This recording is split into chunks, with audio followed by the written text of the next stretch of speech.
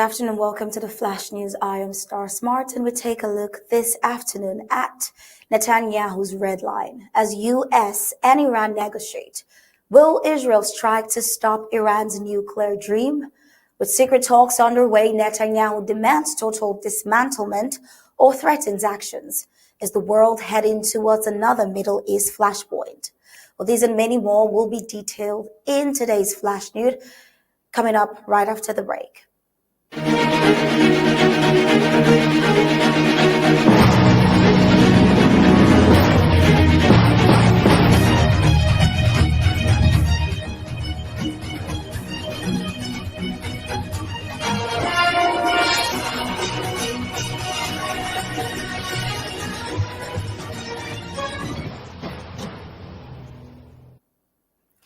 Israeli Prime Minister Benjamin Netanyahu on Sunday renewed his call for the complete dismantling of Iran's nuclear infrastructure, just as Washington and Tehran engage in delicate negotiations over a new nuclear deal.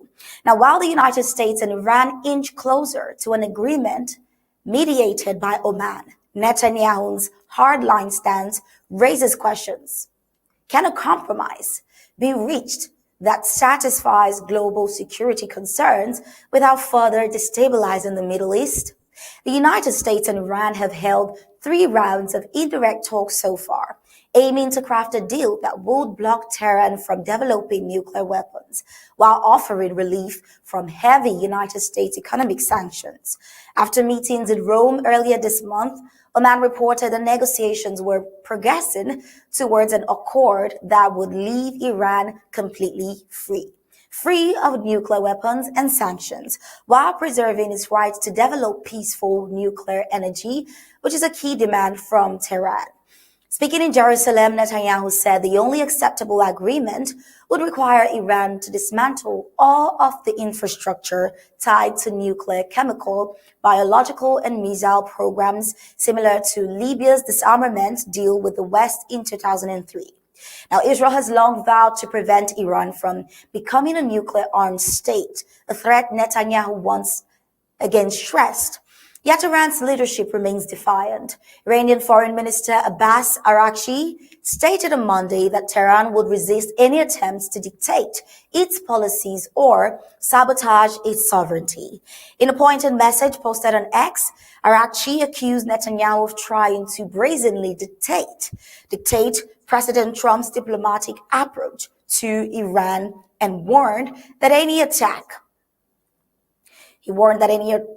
on Iranian territory would be met with immediate retaliation. Now, with each side hardening its rhetoric, the question arises, will outside pressure push Iran towards moderation or entrench its resistance even further? I think we should bring in the ballistic missiles, the prevention of the development of ballistic missiles. The negotiators will do. We're in close contact with the United States. But I said one way or the other, Iran will not have nuclear weapons. The way to prevent it is to dismantle all the infrastructure of Iran's nuclear program. The only good deal that works is a deal like the one that was made with Libya that removed all the infrastructure. Tensions continue to simmer beneath the negotiations. Reuters reported on April 19th that despite Netanyahu lobbying for potential military action, President Donald Trump privately informed him that the United States is currently unwilling to back an Israeli strike against Iran's nuclear facilities. Nonetheless, Israeli officials have not ruled out acting unilaterally in the coming months if they believe Tehran is advancing towards a bomb. Netanyahu further insisted that any nuclear deal must also curb Iran's ballistic missiles development, which is an issue Iranian negotiators see as a major red line. Tehran considers its missile programs vital for its defense and regional influence, particularly after multiple clashes with Israel in 2024 involving drones. cruise missiles, and ballistic missile attacks. Addressing an audience at the Jewish News Syndicate conference, Netanyahu declared, "We are in close contact with the United States. But I said, one way or the other, Iran will not have nuclear weapons." As Israel pushes for maximum pressure and Iran digs in its heels, the diplomatic landscape grows even more volatile. Will United States leadership be able to broker a lasting peace, as is another Middle East conflict just a matter of time? Well, away from the war in Israel, we see Trump and Zelensky having a quiet collision at the Vatican, a turning point for the Ukraine, or is this something just another political show? We see inside the grand halls of the St. Peter's Basilica on Saturday, where world leaders had gathered to honor the late Pope Francis, an unexpected scene unfolded. President Donald Trump sat face to face with Ukrainian President Volodymyr Zelensky in a hushed corner of the church, which is their first meeting since a stormy White House fallout 57 days earlier. Now, was this sudden Vatican encounter a genuine step towards peace, or just another fleeting photo opportunity in a war that refuses to end? Men in black robes hurriedly set up red cushioned chairs as American Secret Service agents took positions nearby, watching dignitaries giving the scene a wide berth, knowing something significant or dangerous might be happening. According to United States and European officials, the meeting was no coincidence. Both sides had quietly orchestrated the sit-down, pushed by European diplomats desperate for a breakthrough in the grinding 3-year war. Now, after the meeting, Trump sounded unusually optimistic about Zelensky, saying, "I think he understands the picture." He said this, saying he thinks he wants to make a deal. But behind the warm words lurk deeper uncertainties. Trump's criticisms of Russian President Vladimir Putin the next day was his strongest yet, raising fresh questions if Trump truly shifting his stance on Russia, or is this just another tactical posturing ahead of a tough election season?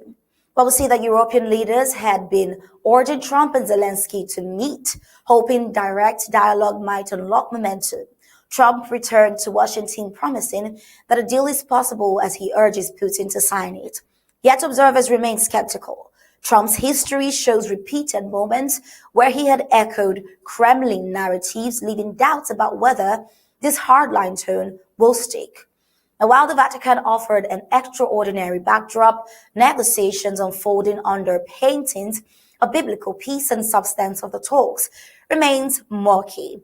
Now, no detailed readouts were shared. Notably, after once calling Zelensky a problem, Trump now seemed to shift blame back towards Putin. Still, it's unclear whether the warmth was real or merely situational.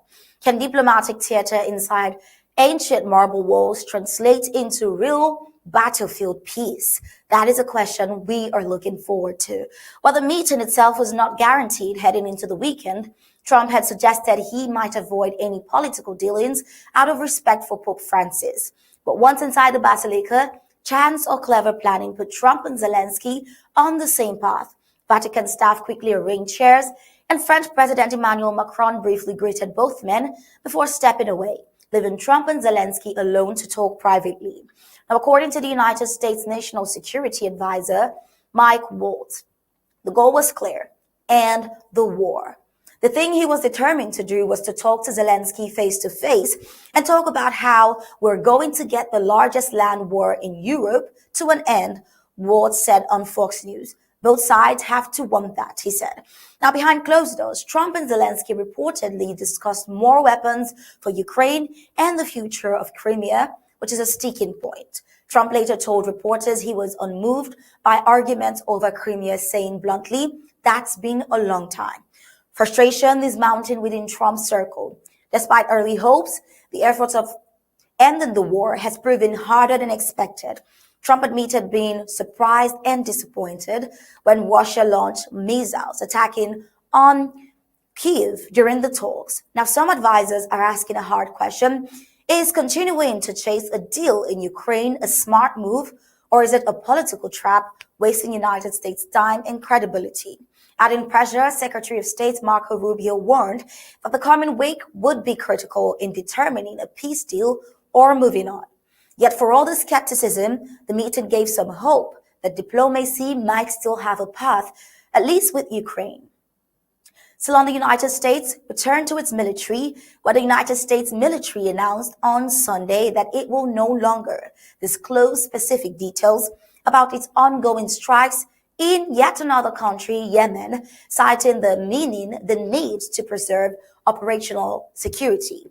Now, while officials assert that the operations have had little effect on Iran-backed Houthi rebels, the decision to limit information has raised questions about transparency and accountability during a complex and controversial campaign.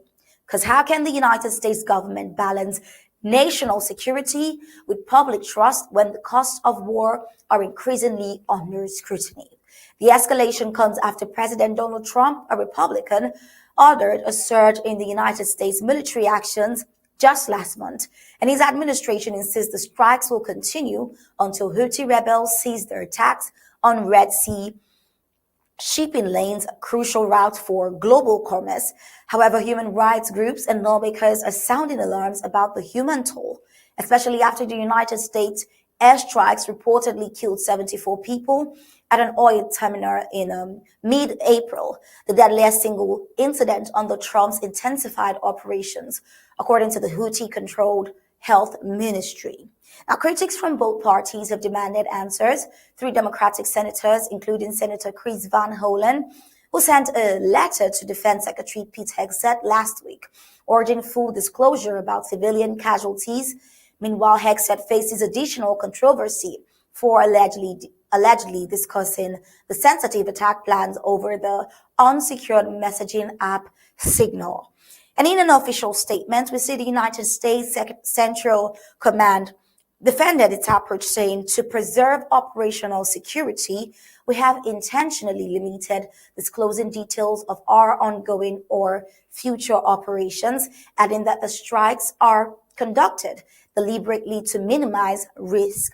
And since mid-March, the United States military claimed it has struck over 800 targets, reportedly killing hundreds of Houthis fighters and several senior leaders. It says it has successfully destroyed command centers, air defense systems, and weapons manufacturing facilities. Yet with information tightly controlled, independent verification remains difficult. Will limiting this transparency ultimately strengthen the United States' strategic interest, or would limiting transparency actually erode domestic and international confidence in American leadership? While complicating matters, Washington recently disputed Houthi claims that a deadly explosion near a UNESCO World Heritage Site in Sana'a was caused by a United States airstrike. Now, instead, United States officials said a malfunctioning Houthi missile was responsible for the blast that reportedly killed a dozen civilians. The Houthis, who have tightened their grip over large parts of Yemen over the last decades, have dismissed the United States explanation and continue to accuse Washington of deepening the conflict. Since November 2023, the Houthis have targeted shipping vessels in the Red Sea, asserting they are acting in solidarity with Palestinians amid Israel's military operations in Gaza. According to Gaza's health ministry, more than 51,000 people have been killed, fueling accusations of genocide and war crimes against Israel, which the Israeli government firmly denies. Now, the conflict's latest escalation began in October 2023 when Hamas militants attacked Israel, killing approximately 1,200 people and taking about 250 hostages. Well, as the United States deepens its involvement in another Middle Eastern conflict, it faces growing criticism at home and abroad. Is America's military strategy in Yemen a necessary defense of global trade and allies, or is it an open-ended entanglement with no clear end game? Well, the coming days would only express the United States' hold in the region. And until next time, this is where we'll be drawing the curtain on today's flash news. Remember, We'll be bringing you untold stories on Undaunted at the top of the hour, 8 p.m. But until then, do have a pleasant day. We'll leave you with ABC Amba TV images.